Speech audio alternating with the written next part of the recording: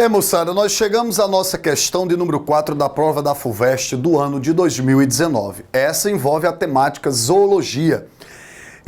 Tanto envolve a parte de características como o padrão evolutivo que a gente pode encontrar nos organismos aqui mencionados, tá certo?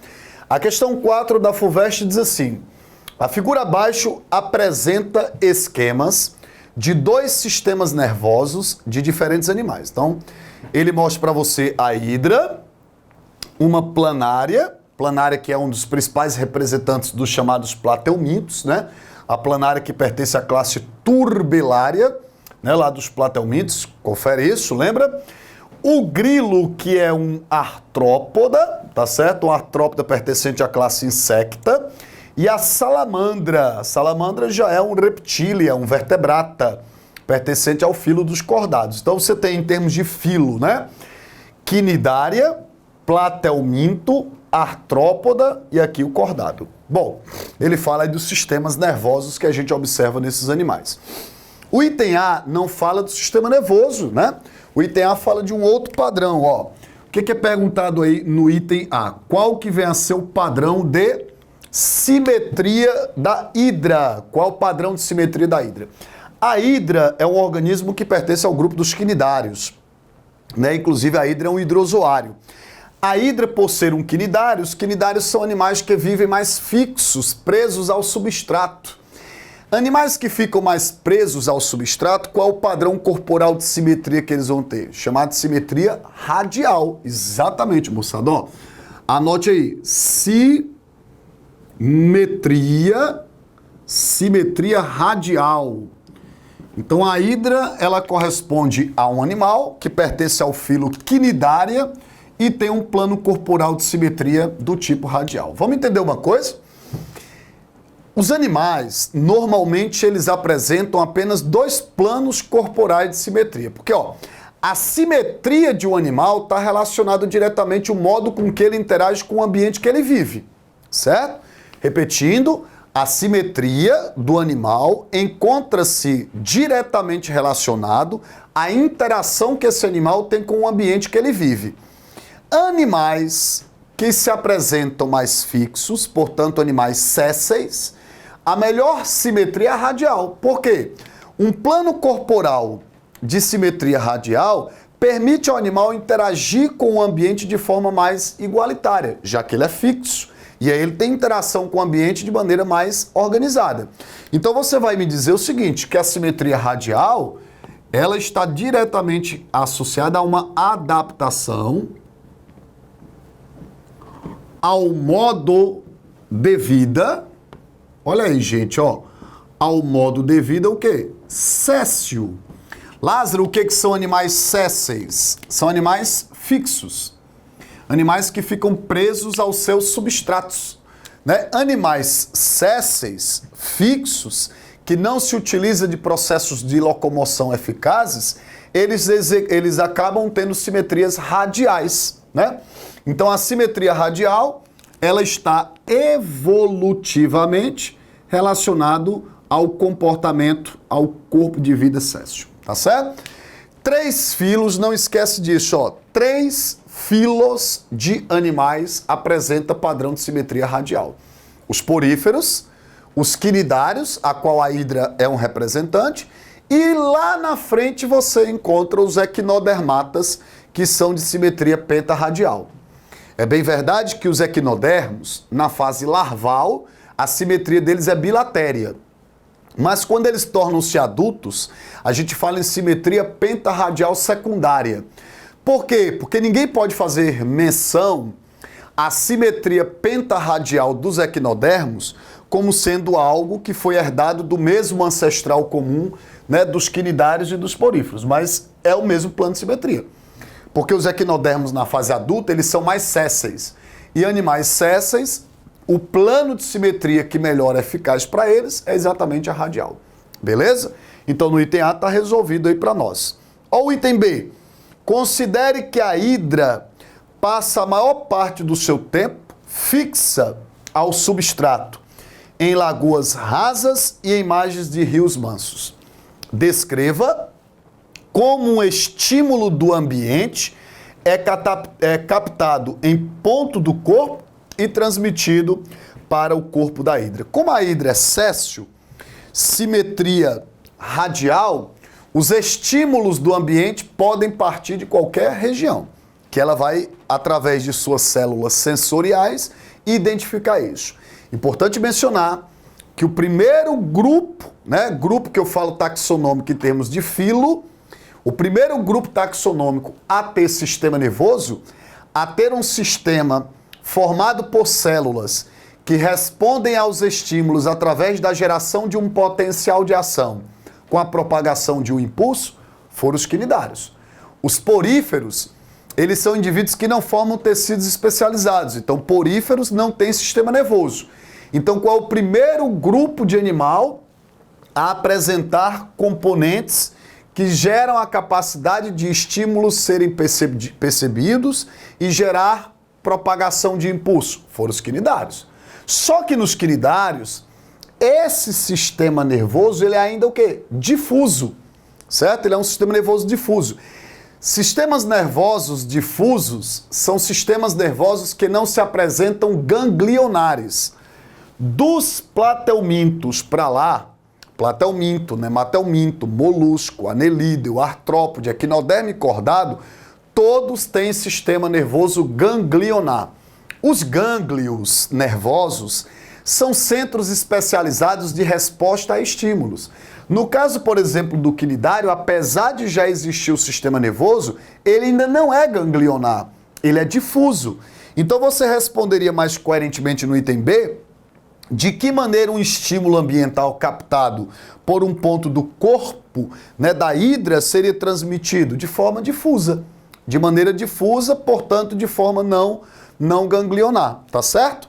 Então, assim, ela iria captar esse estímulo através das células presentes no seu corpo radialmente e iria, por meio de propagação de impulsos pelo seu sistema difuso, propagá-lo ao longo do seu corpo. É assim que aconteceria, tá certo, com a hidra.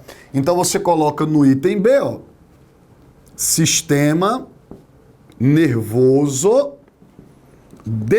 difuso. Agora não vá colocar só essa resposta, Você tem que tergiversar corretamente sobre o tema. E aí a gente vai colocar um padrãozinho de resposta para você no nosso PDF para que você tenha um senso de orientação, tá bom? No item C, em qual região do eixo corporal do grilo, da planária e da salamandra, então ele cita esses três filos, platelmintos, artrópodes e cordados, há maior concentração de órgãos dos sentidos. Qual é a relação dessa concentração com o fato deles se locomoverem ativamente? Bom, esse item é bacana, hein? Olha só, primeira coisa, você tem que entender que esses três filos, a qual foi mencionado, quais foram os filos aí? A planária, pertencente aos platelmintos, tá? A planária, quem mais? O grilo, pertencente aos artrópodas. E você tem mais a salamandra, que pertence aos cordados. Esses três grupos, planárias, o grilo e a salamandra, todos três apresentam que plano de simetria corporal? Simetria bilateral, Simetria bilateral. Gente, eu disse para vocês há poucos instantes que os animais eles só têm dois planos corporais de simetria. Quais são os dois planos corporais de simetria que você encontra nos animais? Ou ele apresenta simetria radial ou simetria bilateral, tá certo? A simetria bilateral, ela é aquela simetria em que o corpo do animal apresenta divididos em lados simétricos. Lados simétricos não são iguais, eles têm um plano de simetria, mas não são iguais. Por exemplo, meu lado direito, ele não é igual ao meu lado esquerdo, mas eles se apresentam simétricos. Minha região anterior, ela não é igual à minha região posterior, mas elas são o quê? Simétricas. Minha região ventral, ela não é igual à minha região o quê? Dorsal. O que elas são? Simétricas. Então, o que é um animal de simetria bilateral? É o animal que tem o seu corpo bilateralmente simétrico, apresentando lado direito e esquerdo, anterior, posterior, ventral, dorsal. Beleza? Onde que esse plano corporal de simetria surgiu pela primeira vez? Nos platelmintos. Então, anterior aos platelmintos, você tem poríferos e quinidários. Poríferos e quinidários, simetria de que plano? Radial. Ela é mais adaptada a que modo de vida? Séssil, animal fixo. Animal fixo, simetria radial. O animal móvel, ele tem que ter uma simetria, não é que tem que ter, mas é mais interessante ele ter uma simetria o quê? Bilatéria. Então, evolutivamente, ajuda aí, ó. Evolutivamente, o que é a simetria bilateral? É uma simetria que ela está adaptada, ó, é uma adaptação ao modo de vida. Olha aí, ó, é uma adaptação ao modo de vida o quê? Não séssil. Que seria indivíduos o quê, pessoal? Móveis. Indivíduo móvel, indivíduo que se locomove. Lázaro, qual é a vantagem disso?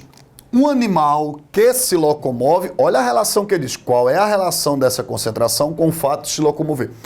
O animal que se locomove, ele precisa de centro de orientação, senso de orientação. E o senso de orientação se dá pela simetria bilatéria, porque com a simetria bilateral, o animal passa a ter noção de direito e esquerdo, anterior, posterior, ventral, dorsal. Detalhe, viu?